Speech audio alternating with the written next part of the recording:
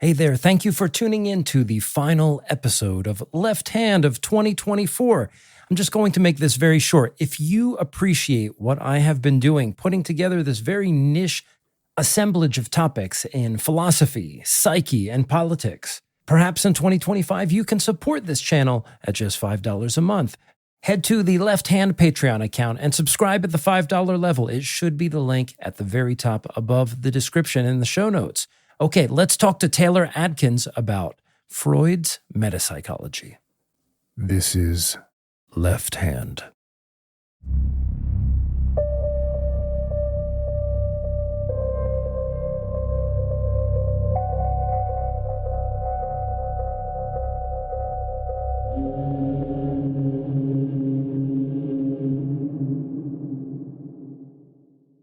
Welcome to another episode of Left Hand, the channel where we navigate the crossroads of philosophy, psychology, politics. I'm your host, Sereptie, aka Craig from the Acid Horizon podcast, guiding you deep into a labyrinth of ideas and intellectual provocations. Today, I'm thrilled to be joined by Taylor Adkins of Machinic Unconscious Happy Hour as we crack open the archives of Sigmund Freud's Metapsychology. Together, we'll explore some of Freud's most foundational papers.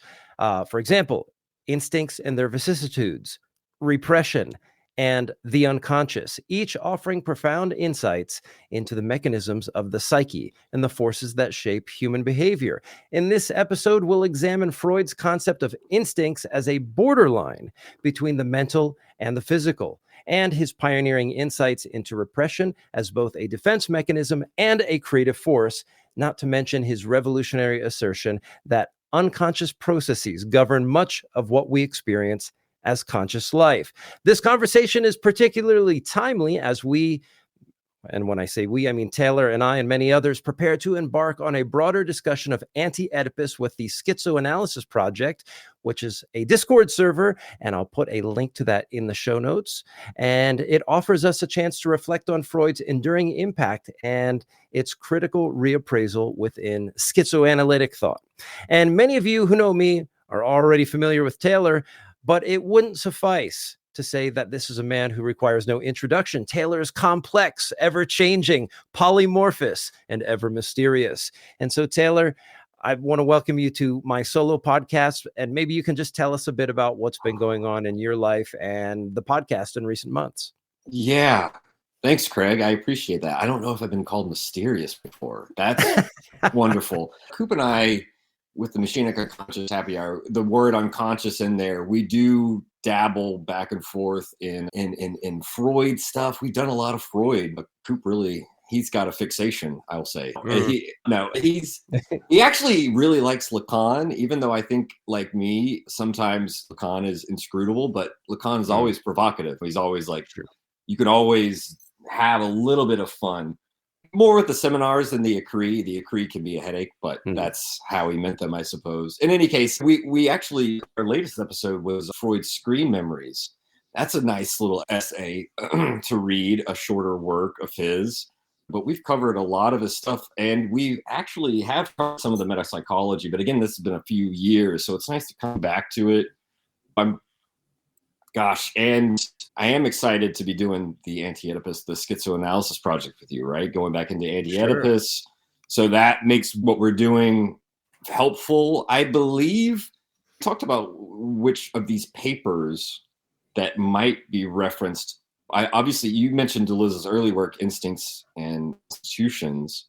And I think that that's great. And that's something that I haven't looked at in years. So I do need to refresh my memory on that. But I was thinking, I believe either the translators or Deleuze and Guattari themselves cite The Unconscious, that paper, at some point in Anti-Oedipus. Now, don't hold me to that.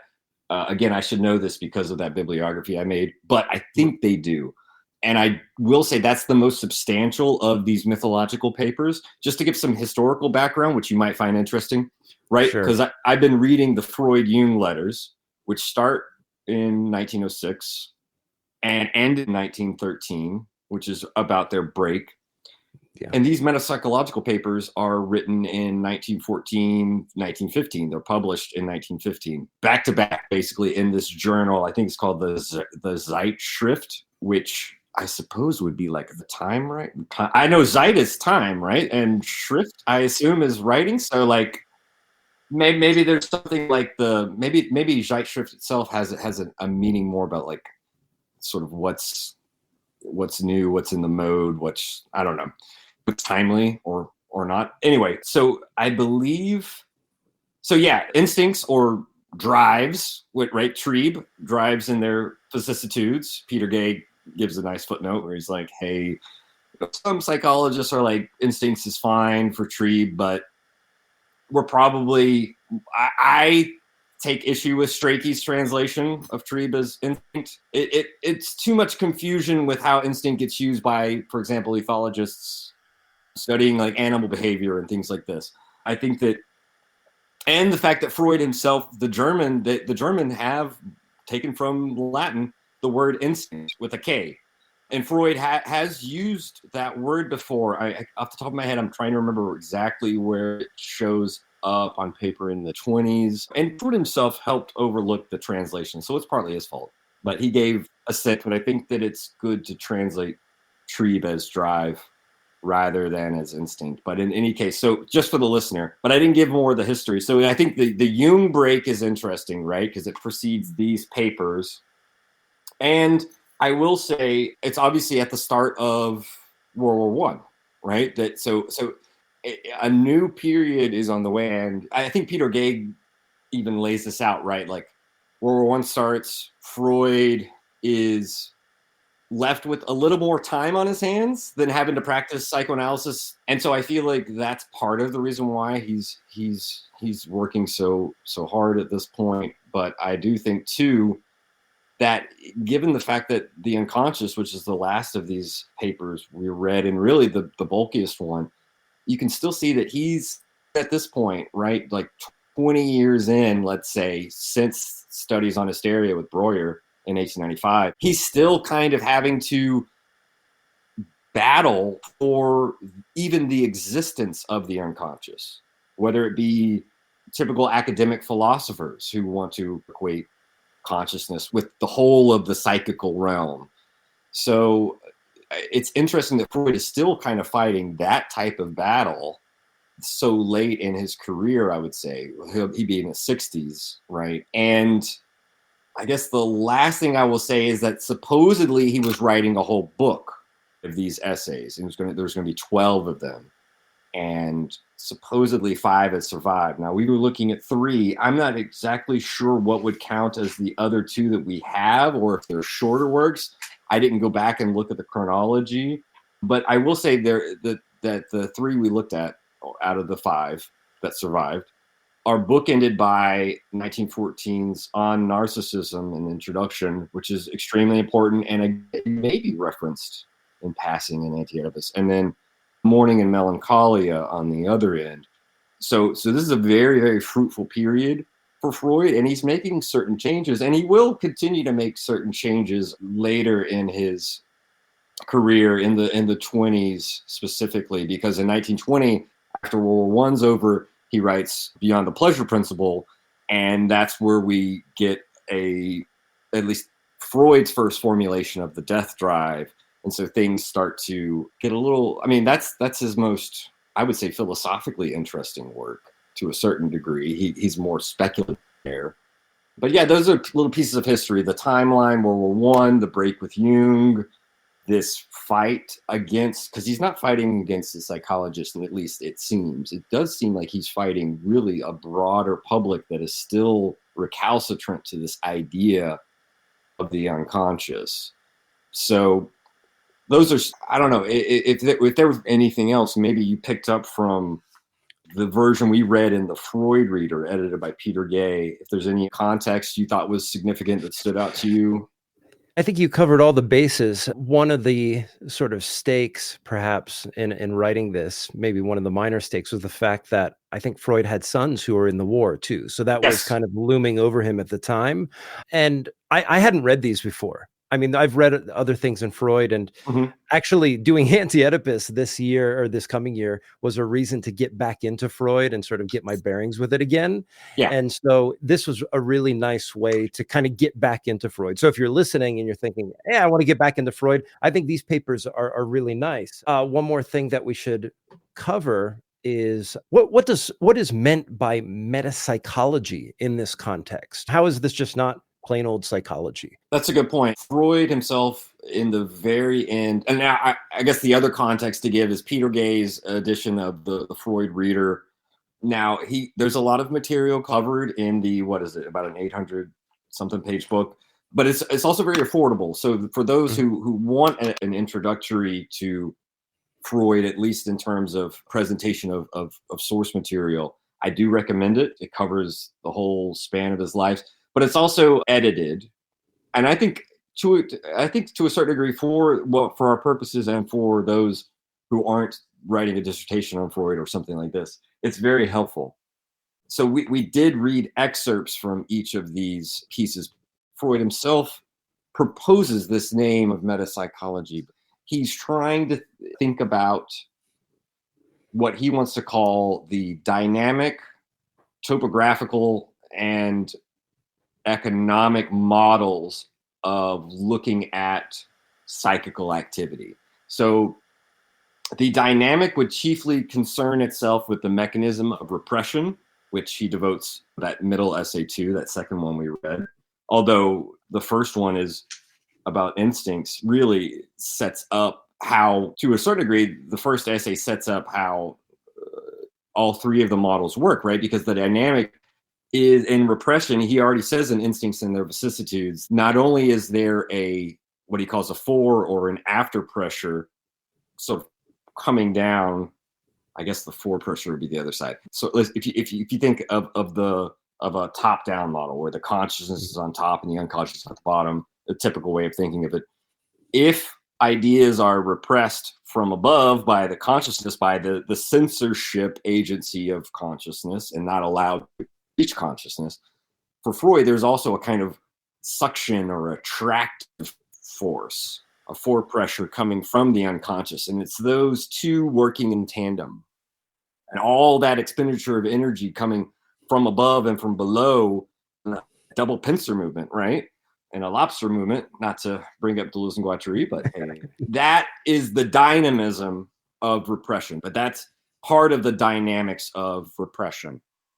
That's one model of thinking about the unconscious, is the role that repression plays.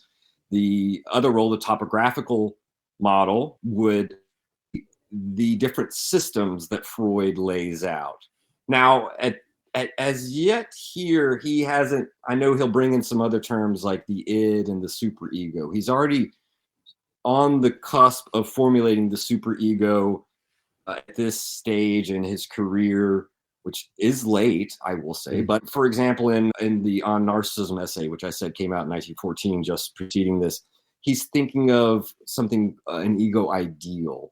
And that will ripen into this idea of superego. So the topography can become more complicated. We can think of ego, id, superego as one, but here it's the unconscious, preconscious, and the conscious systems. And sometimes they'll collapse the conscious and the preconscious together. So you can think of it as two or three systems. So that's a topographical model, which I think, because we think of it as, because Freud himself uses the term depth psychology, if the unconscious is the lowest layer, you can think of a model with sort of tiers. And so that's the topographical. And then the economic is already, again, hinted at in Instincts and Their Vicissitudes. When we learn that all drives, if there are four of them, and we'll get into that, is pressure, drang, which also in French, which is fun to say as an Englishman, pousser is the translation of it, which is like thrust, if you will. So there's a kind of energeticism to the drives, to the instincts. I'll use both terms here. Is a sense in which, for Freud, the stimulus, the internal psychical stimulus of the drives, insofar we can't run away from them like external stimuli, right? He makes that very clear. They exert a constant pressure. for Freud, and one of the, and I'll stop here in just a second. This is the last thing I'll say. One of the interesting reasons why he calls this an economical model is, for him, we were just talking about in the dynamic mode of view, if there is that pressure coming from the preconscious or the censorship of consciousness to keep ideas down and repressed, there's also that unconscious attraction from below. And for Freud, it takes a lot of expenditure of energy for repression proper to work. And that one of the ideas is that by working through repression in the clinic with the analyst and the analysand, by working through and reconnecting those missing links that would allow for unconscious ideas, repressed ideas, to sort of form associative links that can then be allowed entry into consciousness and, let's say, lift the repression.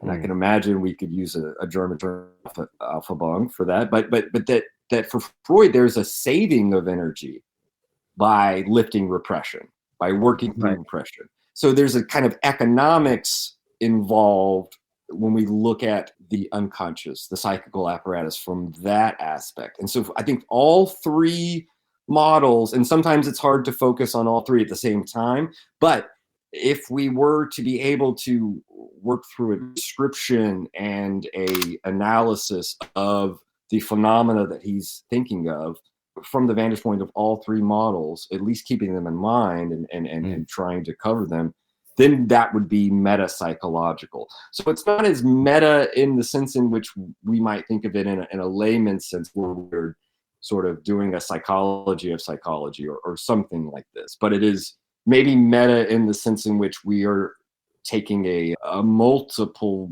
vantage points rather than privileging any one or the other over the others. Yeah, I think your summary in connection with the definition of metapsychology here is actually a good entry point into the first essay, which was Instincts and Their Vicissitudes. And it's also probably a good place to just kind of home in on the methodology of Freud. And one of the things that you get across his reading, and when you presented these essays to me as possible content for a discussion, you said that these essays were exploratory in nature. And there's a kind of tentativeness in the writing itself, which is interesting to see for somebody who's working so late in their career, but also speaks to a kind of adventurousness too, which is very respectable in some sense. But you also get a very strong sense throughout here that amidst the imperious demand by the empirical sciences to have sort of strict concepts in which, for example, the nature of phenomenon can be read off directly from any given data set, for example, Freud is intentionally avoiding that. He knows that he can't take that approach to ground a theory of the unconscious. And he understands too that what's required is very strong postulates that are reevaluated over time, that come into conjunction with the empirical data. And hence, even the discussion of instincts or drives, which is actually what I would prefer to call them as well, he calls a borderline concept. Yes. Right? Because there's no place in the human anatomy, for example, where we could see or point out the activity, for example, of an unconscious event. Even if, we could prove somehow that in the spinal cord that we could find the residuum of some sort of memory or something like that, that may not even be sufficient to define what is meant by unconscious, because we're talking about the kind of flow, the apparatus, or the topography, as you pointed out. Yeah, this opening paragraph of Drives and Their Vicissitudes is really one of my favorites, and you encapsulated it right, that Freud is kind of saying, look, we like to think that science begins with these concepts that are stable, but that's not really how science works. We have these provisional postulates, as you said, and he's thinking about, again, he's writing in the 1915s, and maybe I'm not sure if he's aware of Einstein's work at this point. It'd still be fairly early, like on relativity, but he ends that paragraph by saying, look at what physics is doing. Look at even the most basic concepts in physics are having to undergo significant changes in their content and their application. So psychoanalysis, again, I know Freud has this dreams of psychoanalysis being a science, and Lacan talks about this at length. But psychoanalysis has to be, at least move forward tentatively and be circumspect. And you see circumspection in these essays. It's interesting. We like to think of, see, this is the three Freuds that Deleuze and Guattari and Anti-Oedipus in that second chapter. The exploratory Freud is the one they want to keep. And so we do see some of that here.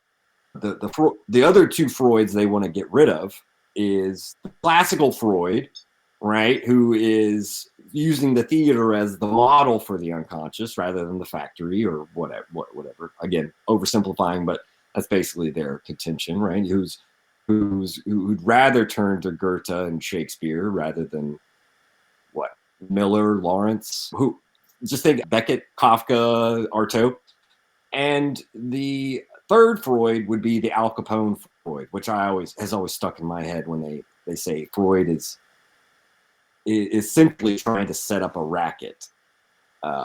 And one of the things they bring up, and Guattari himself has written about this alone, but also with Deleuze, is just the use of money in analysis. Freud himself talked about this, where he made it about, and obviously he had a large family, 6, 7 children. I can't remember how many he had eventually. You mentioned 2 of his sons in the war, but he had a large family, and so he was initially denied positions in the universities. He was probably overqualified for them. Whether or not that had to do with his Jewishness is something I would maybe need to look at the biographical sources for. But so he did need a source of income. But his way of justifying the use of money in psychoanalysis is that he wrote, and I can't remember again, this would have been earlier, but he kind of wrote about how sort of doing bona fide or like gratis kind of analyses, it's as though there was a lack of incentive on the part of the patient. Now, whether or not we take this as a kind of self-serving thing, again, I'm going a little bit off point here, but the Al Capone aspect of the racket, I think that's not just Freud's need to try to pin down techniques and methods and et cetera for the teaching of analysts, but also for what psychoanalysis would become in its different schools.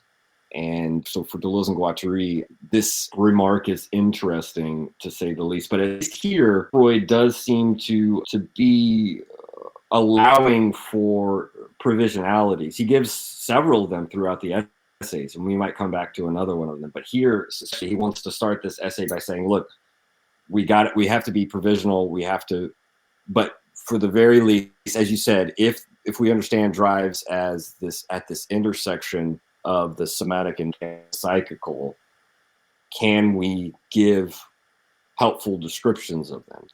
And so I would say, and I'll throw it back to you, that you could see from this very first essay that maybe Freud is being metapsychological in that other sense that I mentioned, in the sense of he's getting meta about what sort of phenomena we meet with in the clinic and what are their descriptions. So I think he's perhaps metapsychological in that other mode that now this is not the way he would use the term, but if we're going to break down what a drive is and describe its 4 aspects, that does feel a little bit meta. Mm.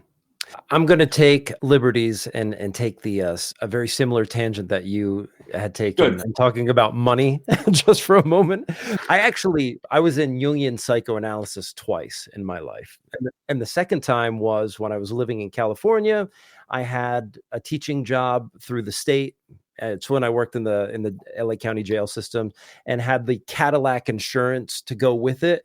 I mean, I would have never shelled out my own hard-earned paycheck money, I think, to go get analysis. But because I could pay for it on my insurance, I was like, yeah, what the hell? What the hell? This is a good practicum for me as a philosopher and a critical psychoanalyst. And To be honest, I actually really enjoy the therapeutic environment. I love the smells and bells. I love the soft lighting. I love the sort of intimacy of the setting. I'm sure Deleuze and Guattari would have a field day with my with my enjoyment of it. But there was always the issue of payment at the end. And Yeah. actually, this pertains to both of my experiences in psychoanalysis, which was after this long, an hour-long session. In both cases, it was with speaking with an older man and sharing like the most intimate aspects of my dreams, feelings, Hmm. personal psychology, and what have you. There's always this moment where you have to dig into your bag and either grab your credit card or, in my case, my wife, she wanted me to pay in cash for whatever reason. And it was always like a stack of 20s or 10s. And Yeah. so if it's $200 a session, like that's a fat wad. Yeah. And I just remember going in there. And I mean, basically, I'm getting reimbursed by my insurance for it. But the thing is, just grabbing that wad and like handing it to him, like in that moment, kind of profaned whatever was made sacred in that last hour. And Yeah. so, like, I often think about how Freud says, like, money equals shit. Like, Yes. there was a very sort of like fecal moment, kind of staining of each other's hands by passing the money back and forth, to the extent that there was a slight erasure of what happened in that previous hour. Anyway, maybe that's something we can bring up in the Deleuze and Guattari group when we get to Yes. that section of the book. But the interesting thing is, I think with regard to instincts and vicissitudes, I think Freud puts forward a fairly compelling model of what an instinct is Mm. and how he relates it, for example, to biological and I would say like a phylogenetic or evolutionary model of the organism, saying that, for example, under a microscope, if we introduce a stimulus to organism X, it's going to retreat from it. Now, when we talk about an external stimulus, this is something that's far different from an instinct, because Yeah. an instinct is something that we don't have an immediate awareness at the conscious level of, or if it does come into the awareness of our consciousness, then we understand that it's non-negotiable in terms of its satisfaction. And if it's not satisfied, it will kind of sprawl out within our nervous system, within our psyche, and express itself in other ways. And so Yeah. there's a way in which it's utterly bound within the organism. And I think the descriptions that Freud puts forward are fairly compelling in that aspect. One of the challenges that I had with the instincts and vicissitudes and their vicissitudes essay was Freud brushes past the notion of the ego versus the external reality. Basically, outside pressures, social pressures, and you could see where someone of a post-structuralist bent or a Marxist bent would easily come in there and say, okay, this is like where things would get really hairy for you, because clearly the notion of instincts is not as self-contained as one might imagine. So then when we get to somebody like Deleuze in Instincts and Institutions, he's going to go on to show that the inscription of institutional pressures, societal pressures, the socius and anti-Oedipus are going to bring to bear on the instincts in such a way that maybe it's possible in some sort of Lamarckian sense that they can recode them for future generations. And I don't know, it seems like something that Freud just kind of flies by or somewhat avoids. I don't know. What's your take on that? Yes, I think you're right. That Freud is going to be simplifying here and trying to isolate the instinct, the drive, the tree between physiology or biology and psychology.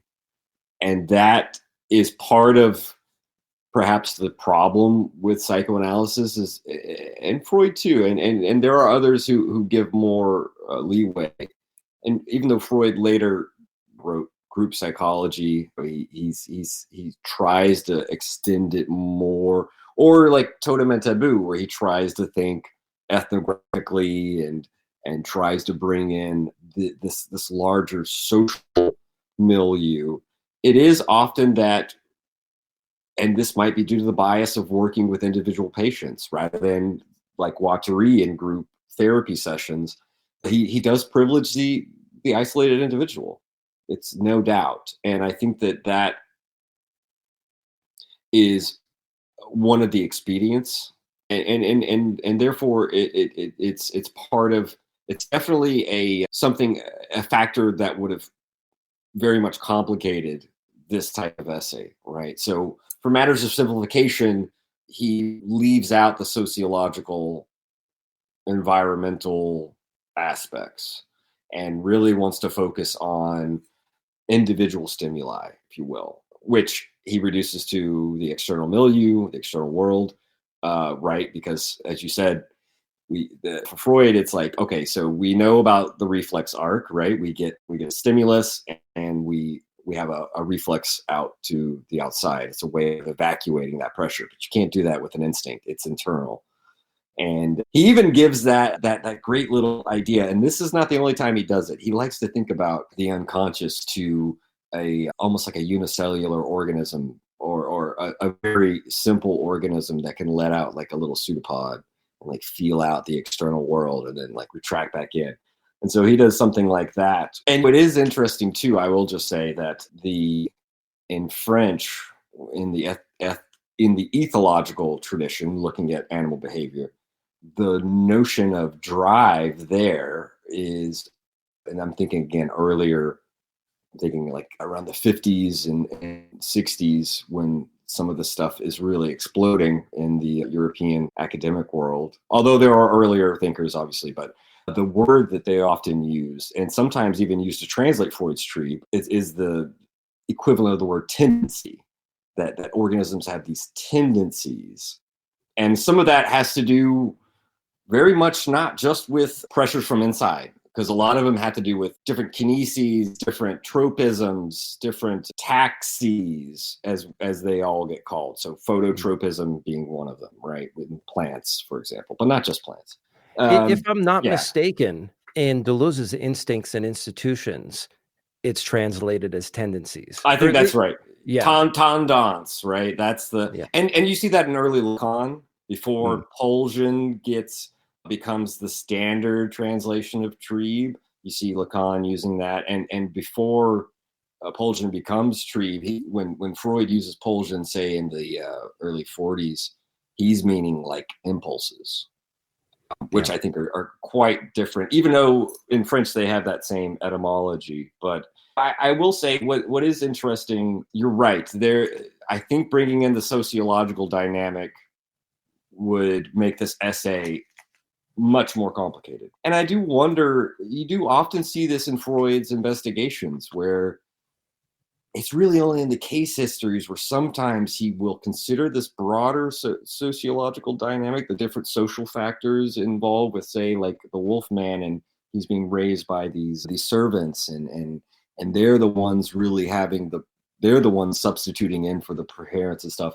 But still, even then, it is often that, as we see Deleuze and Guattari critique Freud on again and again, and it's true, he has a tendency to really want to boil that sociological kernel down to the mother and the father, or their substitutes, and which is one of those things that Freud often does to hedge his bets. I think it really comes out when he starts talking about repression too, because his continued and systematic observation of analysans, he sees that repression expresses itself in such unique and varying and individualizing ways. Yeah. But one of the challenges to that analysis, I think, is the whole tableau of psychoanalysis is just set up in a way for you to notice the individual, like we said. But I think that brings us to the topic of repression, which in reading this essay, the excerpt that Peter Gay gives us in the Freud Readers, I guess much shorter than what the original essay was. But it made me think amidst reading it that I almost didn't have to read this essay. Why? Because the concept of repression, and first let's think about Freud and his status in the canon of Western thought. It's an absolute and utter success on Freud's part to have created this concept and have it been proliferated in such a way that it's really gone down every avenue and inhabited every nook and cranny of our culture, from books to movies to... It's in popular language. Yeah, exactly. Yeah, it's in the substrate of our culture. Yeah. I would say in a sense, I didn't learn anything new. I mean, in general, about repression from this, because I think these ideas have been recapitulated in one way or another on various other media that I've encountered. Except there are some details here, but I found it interesting that, according to Peter Gay, that Freud really prided himself on the establishment of this particular concept, because the concept of repression had not been theorized at all in any way prior to this. And so we can credit Freud as being the singular figure in the history of Western thought who sort of landed upon this concept. Although, I don't know. I think there's something to be said for Nietzsche and the will to power too, but And I don't know. What do you think? I will say he didn't come up with the term Verdrängung, which is the German repression. That actually was formulated by a post-Kantian philosopher in the 18s. His name is Johann Herbart. But I do believe that he obviously is formalizing the term to the point where you could say he created a new concept. Right. Even if he kept the same, even if he kept that term, but that term, at least for Verdrängung, wouldn't have been coined by him. But that doesn't mean he didn't create a new concept just by using that term. And I don't think he ever gives credit to Herbart, and that's something that I only learned recently. And I would need to look at the context in which he uses it, because we can definitely bet that it's a quite a bit different from the psychoanalytic use of it. But I do think so. Yeah. And then Nietzsche, of course, with his own language, using the language of Trieb, is important to note. One of the reasons why Freud, perhaps flippantly, probably jokingly, Freud is actually much more of I think a jokester, maybe not in the technical writing, but in his letters, it comes out a lot than one would like to believe. He's kind of a little more jolly than we might give him credit for, and it doesn't come across again in his writing, but not in his like published writings, I'll say. But I do think that the one key term we already hit on or the one key idea that I think is important, and he talks about it in the Instincts essay too, is that notion that repression proper, as he calls it, requires a kind of primal repressed that functions as the substrate, attracting the idea away from the consciousness as the conscious pre-conscious system in its censorship is pushing it away, right? It's that two-pronged aspect, I think, is at least, if we had to take one interesting idea out of the repression excerpt that we read. Yeah, can we lay that out as clearly as possible? I think that's the one thing that we don't get from the popular culture references to repression is the difference between primal repression and what he calls repression proper. And I know you've talked about that before on Machine and Unconscious Happy Hour, and Coop all the time is tweeting about it. So, and this is why I think Laplanche and Pontalis, it's translated as the language of psychoanalysis, where I think it's a really important thing that they did. Not that they codified the language, but that they I think it's a handy reference for readers. And just to like say, I've got a hard copy right here, and if I just pull up Primal Repression, not even looking at if I just pull it up, here we go, and this is so Primal Repression, Verdrängung, so like the Stadt that Guattari coined, it's the really primal. Should be primordial, because primal implies a firstness, and I think we have to be wary of origins. Freud was always tripping up on this, trying to find that primal scene, that primordial scene, which might be even translated with the same He's always trying to go back and find, like for the Wolf Man, when did it happen? Was it 3? Was it 1.5 when he happened to see his parents fucking doggy style? He's always trying to find that, like, that where was the empirical, because even Jung in one of his first letters says, like, references as positivism. We could call it that. He's trying to find that empirical, quote unquote, real kernel.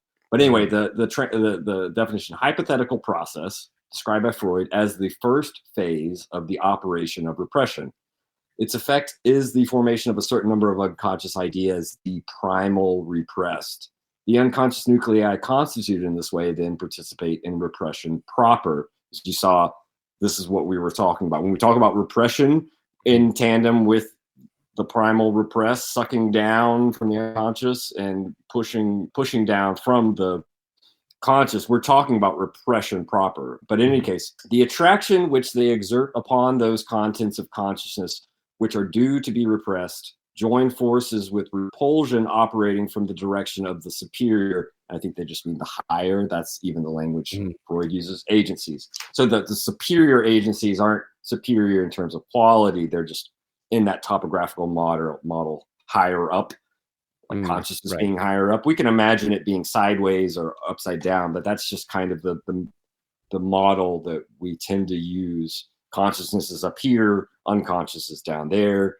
But in any case, so you can see that for Freud, if primal repression forms that, because I mean, LePlanche is even better on this, I would say, but if we can imagine, and Freud himself said that ontogenetically the child, the infant, isn't born with an unconscious. I don't know if Freud says it so bluntly like this, but LePlanche will. And I think Freud at least says it, assumes it as a certain knowledge that we don't come pre-equipped as human beings with already a primal repressed, with repression. It is something that ontogenetically, and this is why it's highly individual, it occurs through, and for LePlanche, it occurs in the first moment of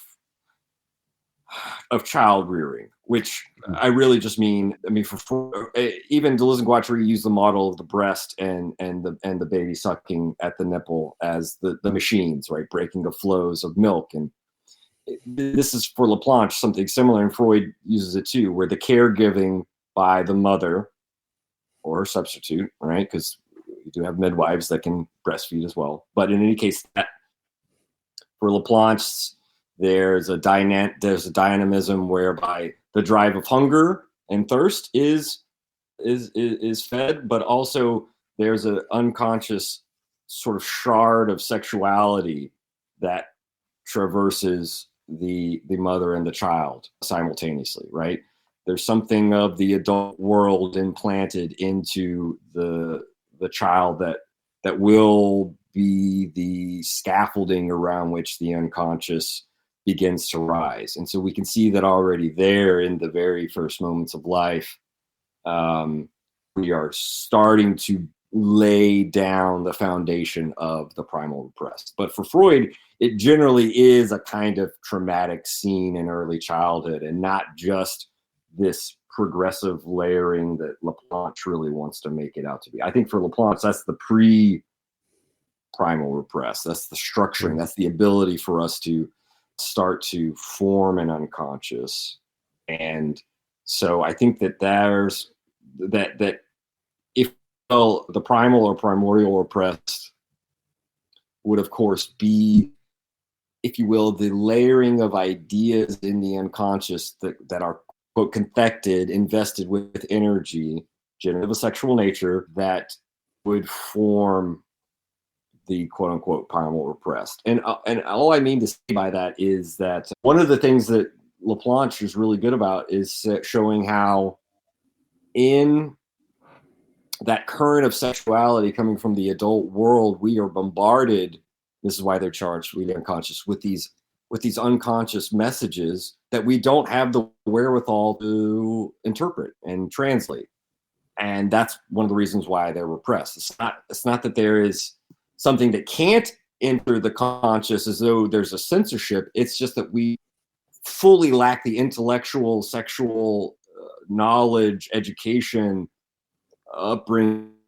And this gets us later into stuff about Freud talking about the latency period between a kind of our sort of prepubescent and pubescent period, right? Because once we get into puberty, then we start to get flooded with these different hormones that are priming us to become reproductive sexual adults. But it's during that latency period that there's a lot of this stuff that we start to see in hysteria, different amnesias from the time period. And it's only later when we've flowered as sexual adults that now we have the hormonal, intellectual, emotional, sexual knowledges that will allow us to start to decipher these messages. And I'm using Laplanche's language, but that all of that is related to the primal repressed. And I think that Freud moves a little too quickly on this point where he could, and I think it's because it's even Laplanche and Poncelis say it's that's the first word in their definition of primal repressed. It's hypothetical. I think that it's the hypothetical provisional nature of Freud setting up a kind of apparatus or a kind of machinery where he's thinking of there has to be this like layer that undergirds it all for there to be repression proper as we see in the clinic. And it reminds me of the navel of the dream, if you term that Freud uses in the interpretation of dreams, where as much as we analyze the dreams and we get closer and closer to the repressed contents and yada yada, but there's always this navel, this little nucleus of the dream around which swirl all of these associations that can't be reached. And that too, I think for Freud, pointed towards a primal repressed. This is really interesting because I don't know if you've listened to this solo podcast here, Left Hand, but I've listened to a few episodes. Yeah. Yeah. I don't know if you listened to the one on Deleuze Symbols and Sorcery where I talked with Nate. No, I haven't. Yeah. Well, in that particular episode, one of the texts we read, but we really didn't extrapolate in the discussion, was two of Jung's essays on the concept of the libido and the transformation of the libido. Nice. And the only reason we're going to read that when we do the Anti-Oedipus files on the Acid Horizon reading group next year. But also, I think it pertains to this discussion in an interesting way. You're talking about the Freud-Jung letters, their break in 1913. Freud's writing this in 1914 and onward, these particular essays. Yeah. What's interesting is that amidst that break, Jung is trying to defend a position on the libido where the libido is not reducible to Oedipus, it's not reducible to sexuality and so forth.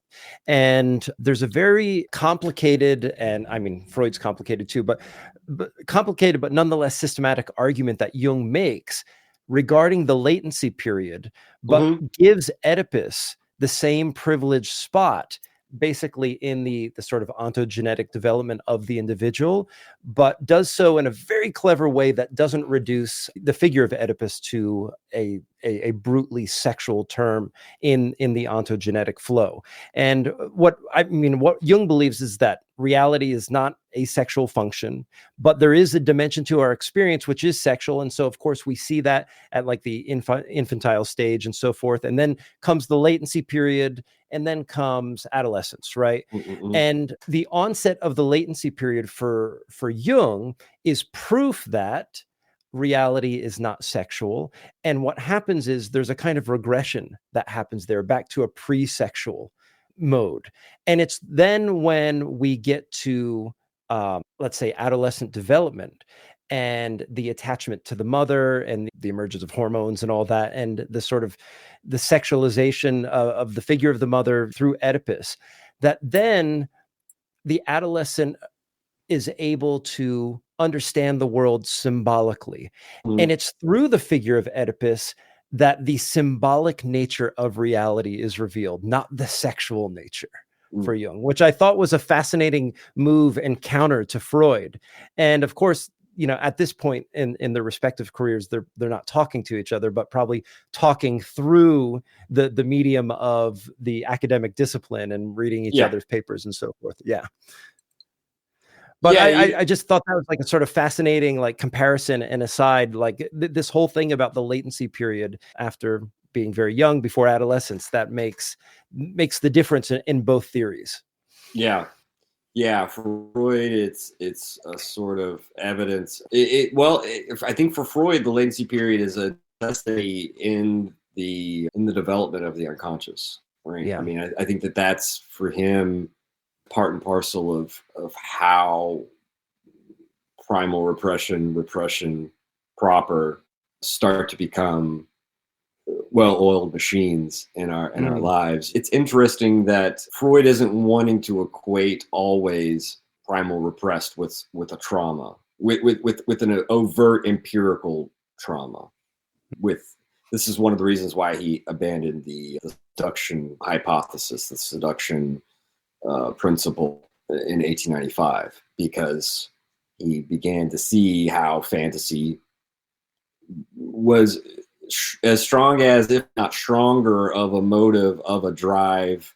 I'm using that word not in the Trebe sense, but how much of his patients actually did not have empirical events that could be uncovered, that lay at the foundation of their pathology. I know that gets us a little bit afield, but I do like that conjunction there between and I conjunction. Yeah, I like that. Yeah. Nothing like a good pun. But, you bring up another interesting point, too, because it seems that Freud has a tendency, or at least wants to err on the side of an instinctual or primordial.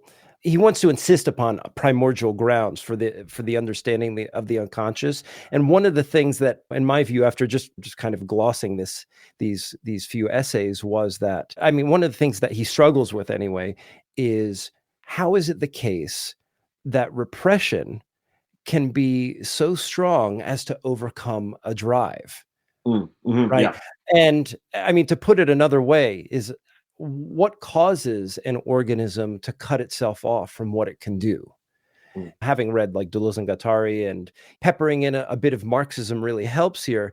But I think on Freud's own terms, just in these few short essays, I have a tough time swallowing the pill he's putting forward, at least in terms of understanding how it is repression emerges. I think we only get a sort of picture of the topography, as we pointed out, but I don't feel deeply satisfied by any of the explanations he puts forward.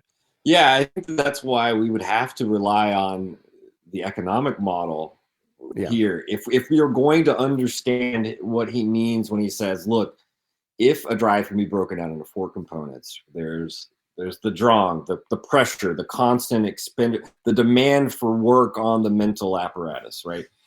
So you have the pressure of the drive, which he says is constant. You have the aim of the drive, which, as you mentioned, is what he calls satisfaction. I'm not fully satisfied, again, not to pun, with that English translation, because it's really closer to evacuation. It's Befriedigung. So it's more about, the French have a good word for it, where it's apaisement, where there's a kind of making it peace. And if you think about his economic model, he's thinking about how there's a kind of pressure from the drive, and it builds up, and it wants not to be satisfied, because if you remember, just the Latin of satisfied, satis is enough, is full, you're filling up.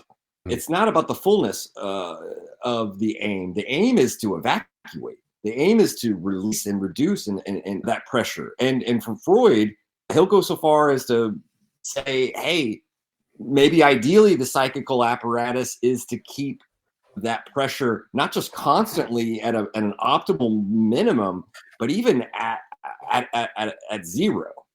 He goes so far as to, and this LePlanche goes into this more, and obviously death would be the easiest way to, but then you wouldn't have the psychical apparatus functioning at all. But in any case, so I don't really like satisfaction. It gets equated with like jouissance and Lacan stuff. Not that they are equal, but so the aim of a drive is to evacuate the pressure. I'll use that term, but that's what Strachey is translated as satisfaction.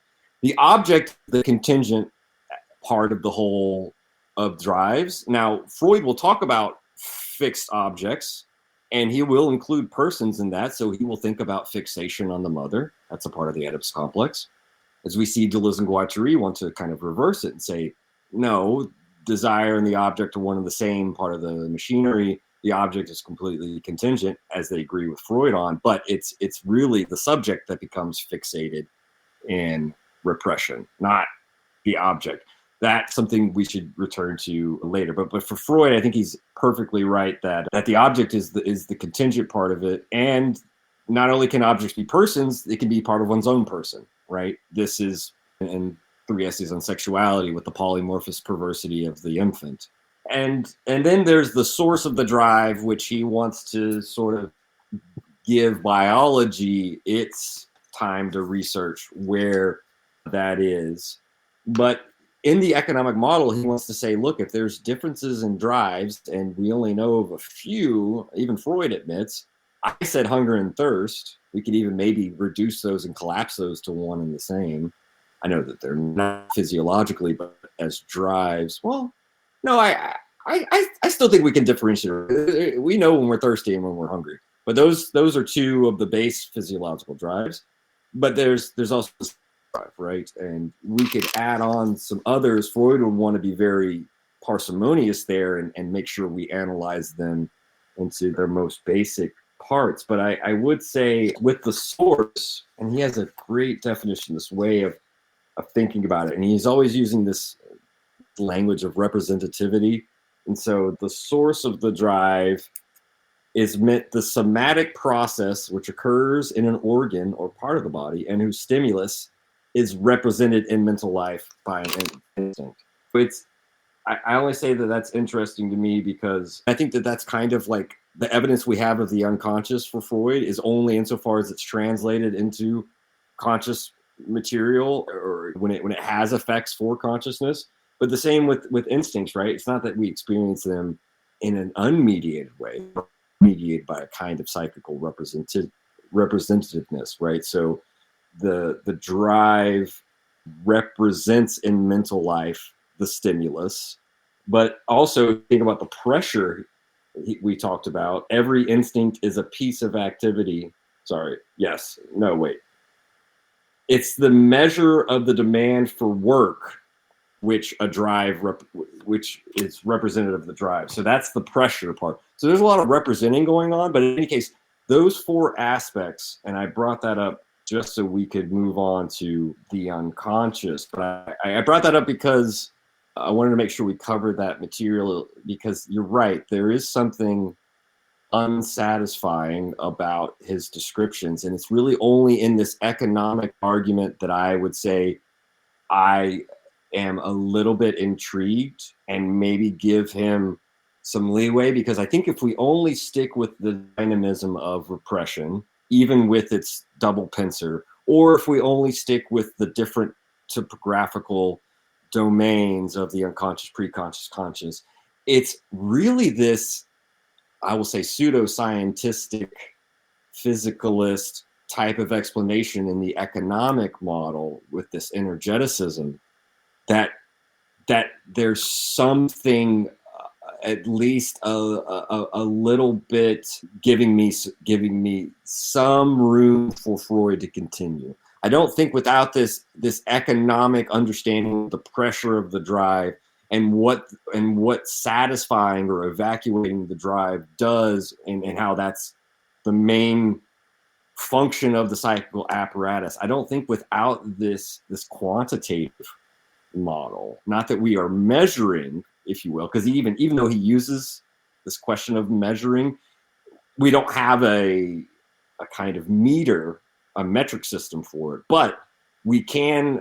I think it gives him some strength where it would be difficult to see where he succeeds, because he's like saying, look, repression takes a lot of expenditure, it takes a lot of force, it takes a lot of work, and there's a way in which he's like, look, if we talk about curing people in psychoanalysis, or at least allowing them to rearrange their lives and enjoy their symptoms, as Lacan might say, perhaps this is due to freeing up some of the fucking mental energy, and then that can be allocated differently for the individual, right? And of course, Freud is wanting, for the most part, he's not, and this is where Deleuze and Guattari are so necessary.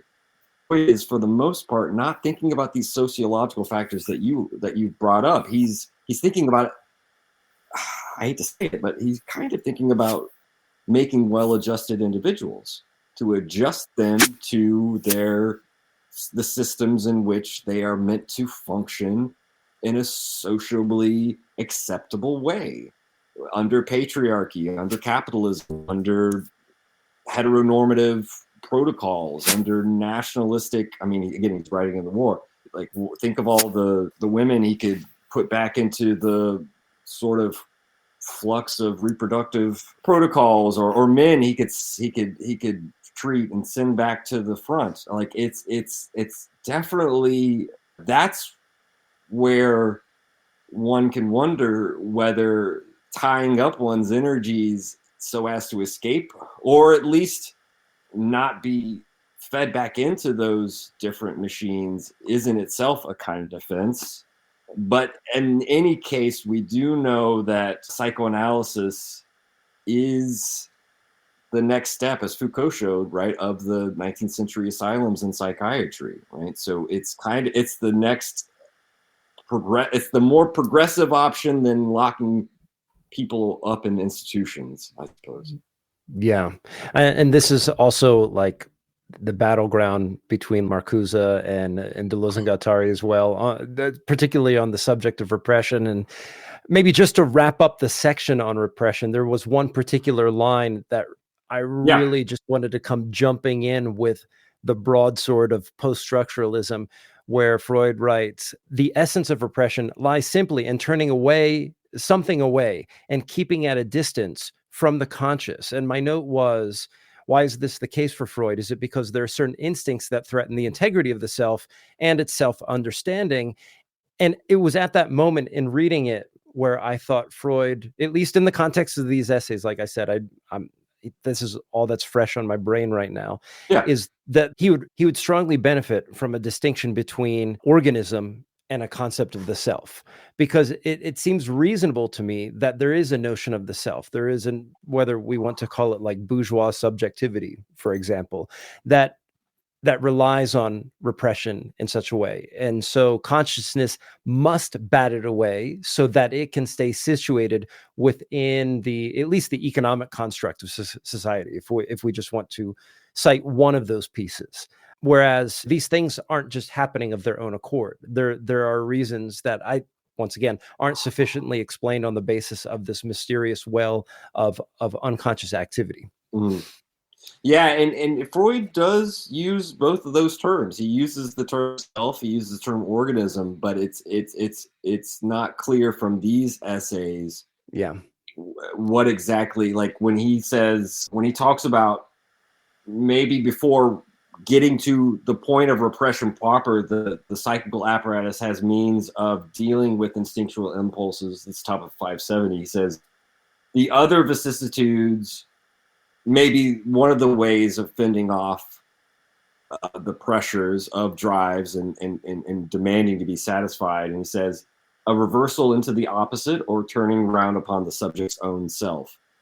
And LePlanche, again, this is, I think, his first book, Life and Death of Psychoanalysis. Well, first book after his dissertation, the Holderlin, the Life and Death in Psychoanalysis, where he looks at these things in the context of, say, primary, secondary masochism, for example, which would be an example of turning round upon the subject's own self. But in any case, I will say, and we can be quick on the unconscious if you like, since we have covered a lot of this material. I would say, yes, I feel like Freud could be more convincing here about repression, because I brought up, and we got sidetracked, but that's fine, we're having fun. How is it, Freud asks, that if the aim of a drive is always to satisfy it, to be satisfied, right? Through the object, which is the means by which the drive attains satisfaction, is able to evacuate those pressures that demand for work upon the mental apparatus. How is it that certain drives can undergo repression? And he says, well, it would be more, and this is where the pleasure unpleasure series, as he calls it, comes into play. It would be more unpleasurable for the drive to be satisfied. And this is part of his distinction, where it all comes down to what's more pleasurable or unpleasurable. And you will see this come back in that negation essay that I mentioned to you before we started recording, which so many interesting philosophers have written about. This question of pleasure and unpleasure is key, because for Freud, the satisfaction of a drive, its evacuation, if we imagine a damming up of pressure and letting out that pressure, it's always pleasurable for Freud.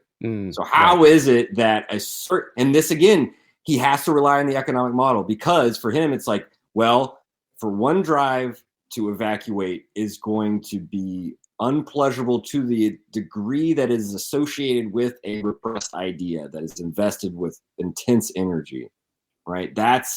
And so it's a question of degrees that we have to make the argument on. We can't just do it based on the dynamism of repression. We can't just do it based on the topography of unconscious. We have to say there's an economy at stake, where it's almost like a red and black ledger, where we'd be in the red if a certain drive, we'd be the red in terms of pleasure and pain, or unpleasure. That's the word he used. We would be in the red in terms of the pleasurable outcome of the satisfaction of that drive. So that drive undergoes repression along with the idea. And that's the important part, because if we only stick to the affective side and the mere economic side, we can't understand the meta-psychological impact and import of the other two systems, where ideas, the ideational representatives and its associates, its derivatives, come into play. And I think that's what he spends this last essay trying to build a little bit more on. In any case, yeah. Let's kind of finish up talking about the unconscious. And once again, this is maybe even more so than repression, such a familiar idea that's just in the bones, as it were, culturally and historically speaking.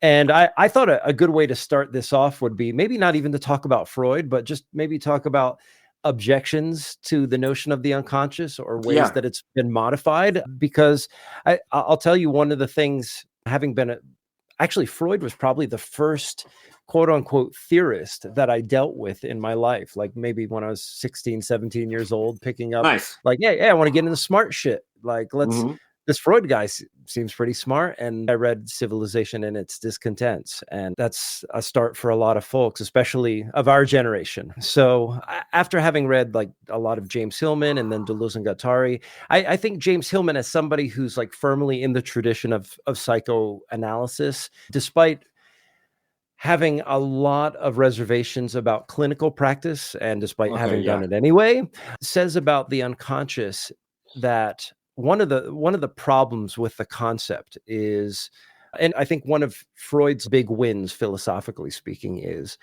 that the concept of mind has long been conflated with consciousness in the history of philosophy. And so he's going to be somebody who's going to make a distinction there, and then sort of reveal the importance of that distinction. Hillman, however, will go on to say that one of the problems with the concept of the unconscious is that it relegates a kind of activity and dynamism to the unconscious that it keeps away from the conscious world. So now that there's these two worlds, and their sort of value, their valence, and their import at a psychological level, and maybe even at a socio-political level, are now different. And there's a lot of reasons to maybe challenge why that might be the case. And this also then imbues, for example, people like Freud, the guardians and knowers of the unconscious, and it empowers them with a kind of authority that people who don't know the unconscious well have. And I've always thought too that one of the strengths of Hillman's work is that he has a kind of polytheism of the imagination that tries to de-emphasize what he calls the monotheism of consciousness. And this is something that's a problem in Jung too, is that you have all of these unconscious events. One of the things that we want to do is we want to make them conscious so that we become better and individuated people. But for somebody like Hillman he's like, this activity that's going on, if it feeds back into the same apparatuses that are reproducing the same kind of social repression, injustice, political upheaval that we deal with on a daily basis, maybe there's a problem with valorizing consciousness. And what if our view of the drives, as it were, of the imagination, of the different images of the imagination, or what Jung and Freud would call the unconscious, if our orientation towards them wasn't appropriative and wasn't putting them in the service of becoming the good citizen, becoming the productive citizen, what kind of world would we create?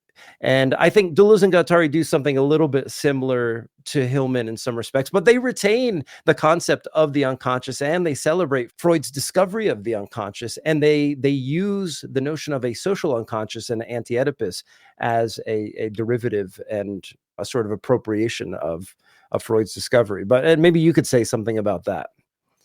Yeah, Guattari wants to, I mean, the machinic unconscious, right? He'll go that far. He also proposes 4 unconsciouses. I mean, why not multiply them? But he will talk about a material unconscious, a territorial unconscious, a machinic unconscious. So relegating a personal, individual unconscious to only one of the 4 domains of that fourfold aspect, which I think is not necessarily a refutation of Freud, a continuation of that exploratory aspect. And so I would say, yes, Freud is still fighting this battle where, I mean, it's funny, man. Like, if you look at someone like Sartre is still kind of trying to deny something like the unconscious, at least in the 40s, and being nothingness and around those times. I know later in his life, he's kind of like, look, maybe I went a little too far. But so in 1915, I mean, the fact that he, as I said, he's still sort of trying to convince a recalcitrant public, which in the letters to Jung, they're often referring to the public as ignorant. Whether that's merely saying they're stupid, I don't know that that's necessarily what they mean. They just mean that these ideas are not yet ripe enough to be coated in the right sugar to be swallowed, right? Like, and they even strategize, Jung and Freud, in their letters, where Jung's like, I'm giving these talks at these medical facilities or these different associations, and I'm going to be the one trying to package your ideas in ways that are more acceptable and amenable. And Freud's like, good, because I'm going to keep going on being the fucking stubborn guy that's not worried about that kind of conciliatory tone. So they even talk tactics and strategy in that sense very early on in their letters in that first year. And even from Jung's first letters, it's clear he's not like, he sees Freud's point about sexuality and its import in analysis and in symptom formation, but he's not willing to cede the whole ground to sexuality. And he never gives that up, and that's something respectable about him. Even when he more and more gives credence to Freud's views, he still holds a little bit of that in reserve. And of course, that's not the only reason sometimes it's reduced to that reason alone, but it's obviously not that. That's not the only reason. But in any case, I do think that you're right. There is something about the fact that if we overemphasize consciousness in the history of philosophy, you do have some dissenters. You do have, we mentioned Nietzsche, we should mention Schelling. If we're just going to stick to like the German tradition, we can name a number of other thinkers as well. But in terms of formulating it as a kind of domain that is associated with the symptoms, the pathologic symptoms that Freud wants to work on, I do think that the fact that he's still having to fight this fight is important. And he gives several reasons why. One of the things that I really liked in his argument, he goes through this argument because he's still trying to convince him. And I thought that maybe this could be something we could hone in on to. You've heard this. I know LePlanche talks about it, but you've heard this whole thing where Freud had a kind of Copernican revolution, or Freud was a part of this Copernican revolution, where there's a decentering. Insofar as Copernicus, along with others, decentered the Earth from the center of the universe, Freud decenters the ego or the subject from the self, from the center of mental life, right? So there's Darwin, Copernicus, Freud, right? These decenterers of our idea about humanity, if you will, right? And Freud's argument that he gives is, and this is he's talking to philosophers here, where he's like, look, we have this kind of spontaneous understanding of how our consciousness works, insofar as we have our own lived experience, and we attribute that same reality, that same lived experience, that same spontaneity of consciousness to others. Even though we can't have access to it, we sort of make sense of other people's actions in that same way. And he's like, well, but we don't take this far enough as concerns ourselves when we have slips of the tongue, or slips of memory, or conflations in memory, and these condensations and displacements, etc. That if we were to consider those parts of ourself that seem foreign to ourselves as belonging to others, we might take a step further towards acknowledging the unconscious in ourselves, and therefore also, by attribution, the unconscious of others. I only thought that was interesting because you could tell he's trying to argue, or he's trying to like talk to philosophers with this sort of. I mean, even Husserl at this time is trying to develop the phenomenological method in the Cartesian meditations and elsewhere, and trying to think through the existence of other minds. Sartre, I have to bring him up again. He goes through that and being nothingness.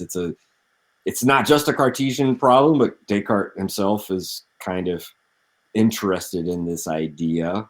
How do we get out of or refute solipsism? I think Freud, if we extend that argument or draw out some implications, there's a sense in which, by only allowing conscious phenomena to be the full domain of the psychical, there is a sense in which there's a type of solipsism. Oh, wait, say more about that. Well, I just mean that there's a sense in which, for Freud, and this is part of the difficulty, right? If for Freud, he uses the word translation a lot in this unconscious essay, where he's trying to make it clear that for unconscious phenomena to become conscious, they obviously have to be translated, right? They obviously have to enter into consciousness. So that could lead us already into this to sort of privileged consciousness. And I think that we could see something similar when someone like Deleuze is fighting against representation, or arguing for the sub-representativity of the ideas, and is, or Guattari fighting against the dominance of the signifier. There is a sense in which one could say, well, you participate in language, you participate in representation. It's the whole you participate in society, so how can you try to change the orientation and perspective and view on such things? So insofar as language is used as a means, it seems to be taken to be the only means. So insofar as consciousness is the means by which one philosophizes, by which one, again, that could be called into question too, to a certain extent. But insofar as the means of arguing for the existence of the unconscious is done through consciousness, doesn't that mean consciousness wins again? And Freud brings this up to set it aside really quickly, but we could, I mean, obviously dwell on it more, because it is a question of, again, provisional expedient weapons, and you can't confuse the means with the ends. You can't confuse that which is by nature inaccessible to consciousness as though it were, again, merely a product of consciousness once it becomes conscious. Like that's why Freud is interested in where ideas are registered, and if there are different registration for unconscious ideas and conscious ideas, but in any case, I do think what I meant by there's solipsism in privileging consciousness or only recognizing consciousness because it would actually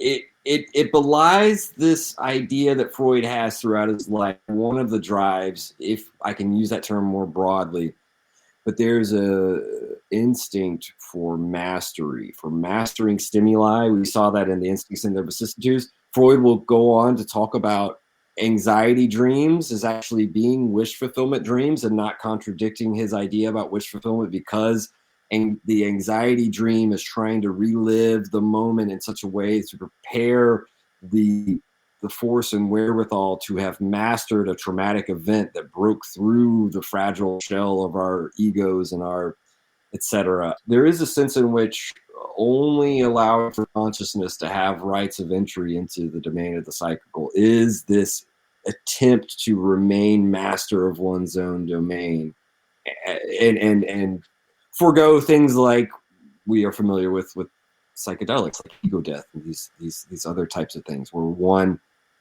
is not going to have a good time if you try to remain master of one's conscious domain. Right. The one thing that we haven't talked about at all, and it would do a great disservice to Freud if we didn't say at least something about it, is the role of laughter in instincts and repression and just the unconscious at large. Because, I mean, Freud clearly sees jokes as having this sort of special function, almost being kind of like a technique of sorts that's capable of eliciting repressed content and activating its mobility. Yeah. So you can take cathexes. So if we were to imagine, like through any of our topographic models, and maybe even to like put in a sort of tentative fourth model here, like if you have a self that's structured in virtue of X number of repressions, meaning that there are constants, or at least there's a relatively constant expenditure of energy of the organism to enact these and maintain these forms of repression, insofar as the repression compounds in such a way that it limits the ability of the organism to do what it could do, if in order that it not be cut off from what it can do. It seems that laughter is one of the antidotes, or at least one of the ways in which a sort of distended belly of repression can get evacuated all of the sudden, and then all of that energy is then freed up again. And I was thinking too, this is the idea of laughter, and it's been a while since I've looked at jokes in the relation to the unconscious, but laughter is often not an individual phenomenon. I mean, just the resonance of a joke is something that spans a cultural milieu, and sometimes even beyond a specific cultural milieu. And the social event of laughter is often one that's shared in common, whether it's like theatrical performance, stand-up comedy event, or something like that. I was hoping maybe you could say a few things on that, because I know that on Machinic Unconscious Happy Hour, you've done an episode maybe within the last year on jokes in their relation to their unconscious.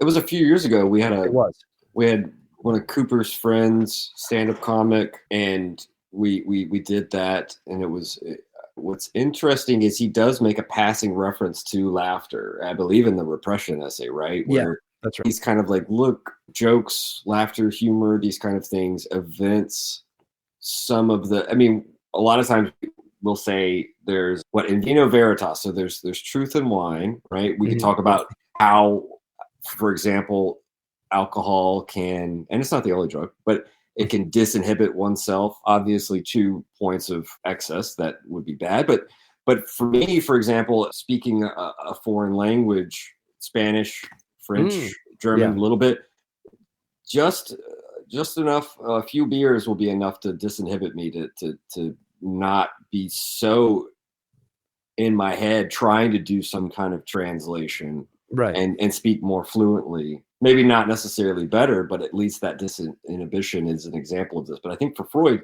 there's something similar in jokes, right? Where there's a truth in jokes. That's part of why they're funny, right? They have at least a half truth to them. And that truth is generally something that is more or less socially acceptable to keep underneath a veil of sorts, right? To go unspoken or unnoticed. And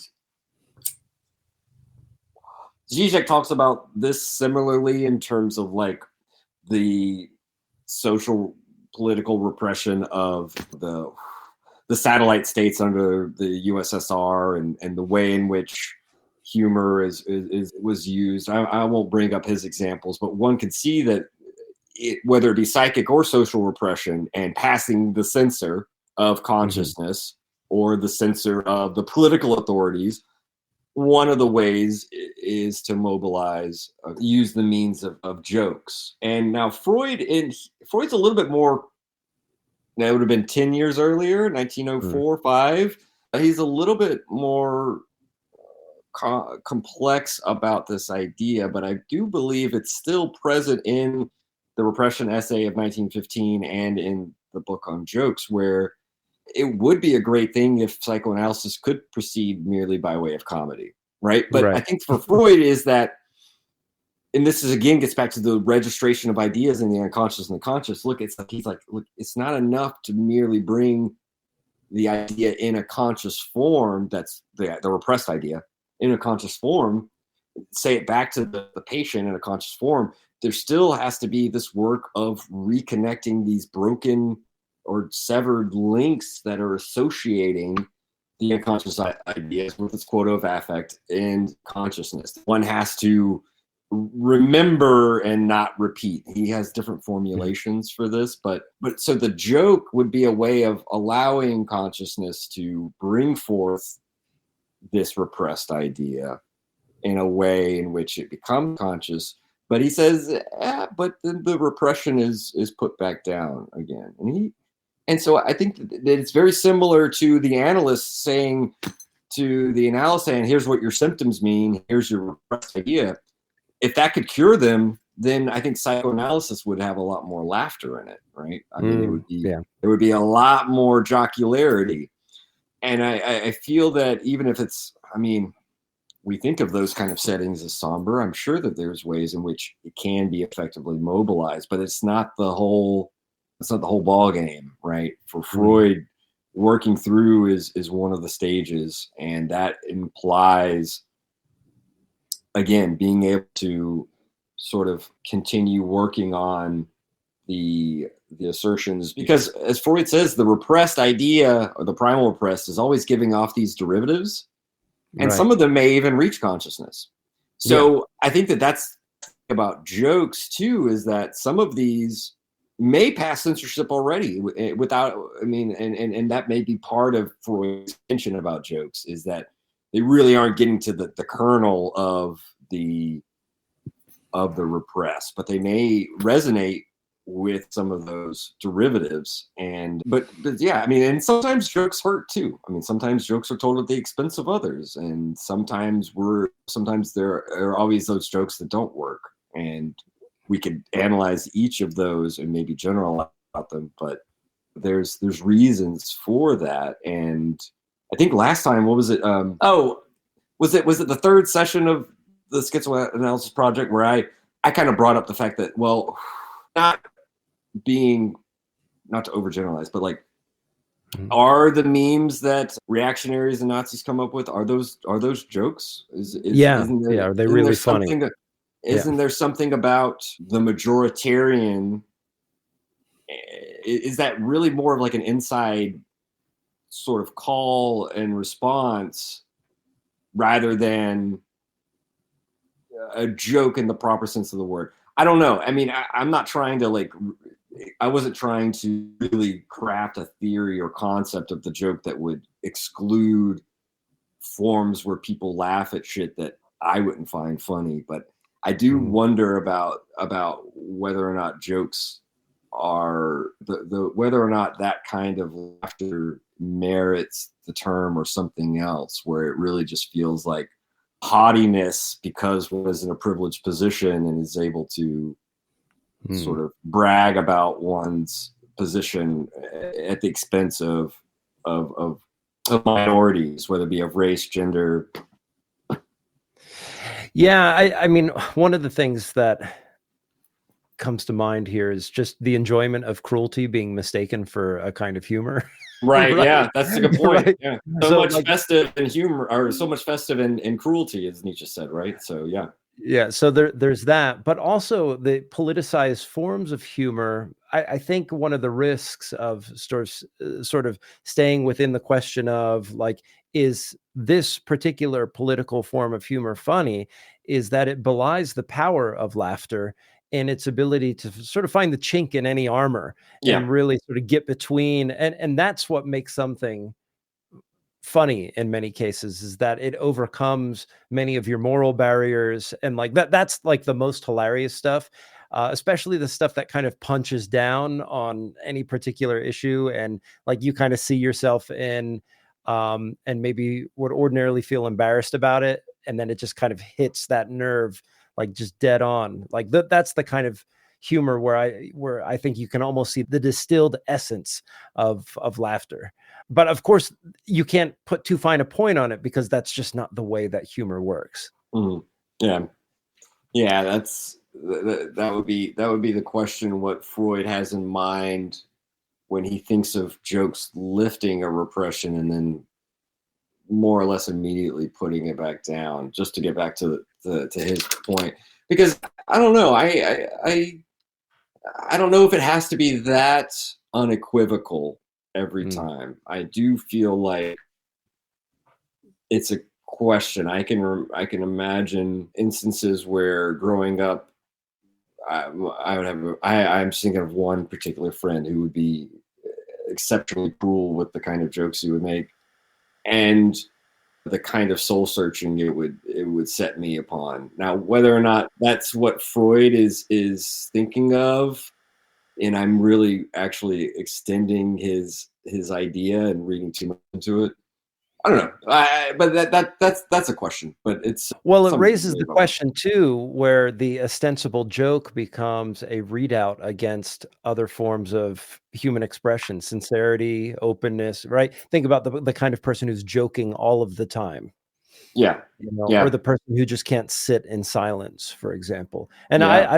I don't know if Freud says anything about that. I think his focus is mostly on how it loosens up the ego.